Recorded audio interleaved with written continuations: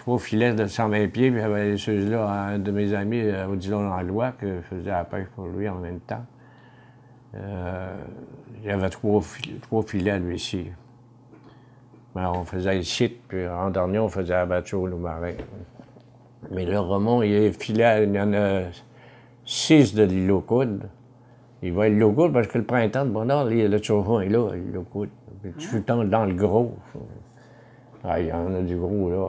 L'année passée, il y a 2 ans, il a fait 800 gros. Jusqu'à 200 livres. Le chauffon, ils n'embarquent plus à cette heure. Il y a une mesure le long de sa chaloupe, une grosse chaloupe. Il râle, puis il regarde la rive. Moi, pas le droit de les garder. Ce qui est particulier de l'archipel, nous autres, c'est sûr bien certain qu'on la connaît sur le bout de nos doigts, le moindre rocher, parce que la pêche ne se fait pas en eau profonde.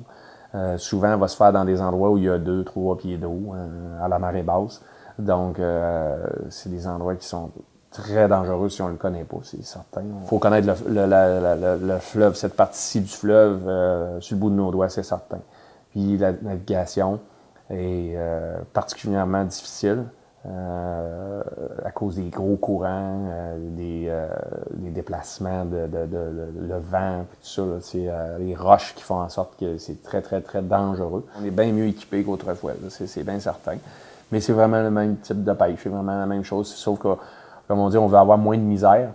Donc, on a rentré la technologie un peu là-dedans. Filet maillant, c'est vraiment, le nom le dit, c'est que c'est dans les endroits stratégiques où le poisson est. Puis, il va tout simplement se mailler dedans là, au moment où il se déplace là, pour aller vers sa nourriture.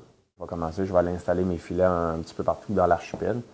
Puis, c'est des endroits stratégiques qu'on connaît depuis longtemps. Puis, quelquefois, on va changer d'endroit pour aller essayer, mais c'est souvent des endroits stratégiques où on sait qu'il peut s'alimenter.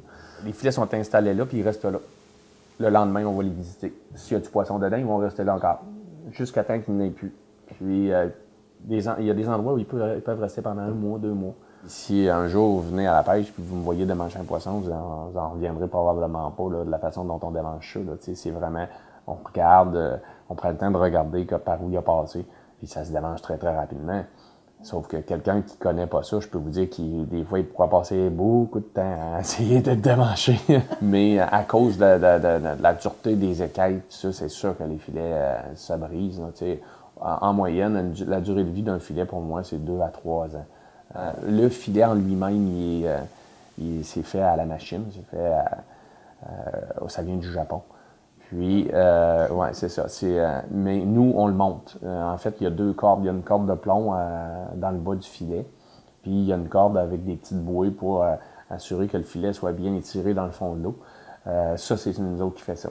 Donc, quand on dit on monte le filet. Autrefois, on fabriquait tous nos filets à la main. Carreau par carreau. Ça, c'était la job d'hiver avec mon père. Je m'en rappelle encore, puis j'ai vraiment des troubles d'estomac. Ah non, ça, c'était une job. C'est carrément du tricot carreau par carreau, un nœud par nœud. Puis, faites juste imaginer, dans un carreau, il y a 4 nœuds. Là. 4 pouces par 4 pouces, pour faire un filet de 120 pieds. C'était très long.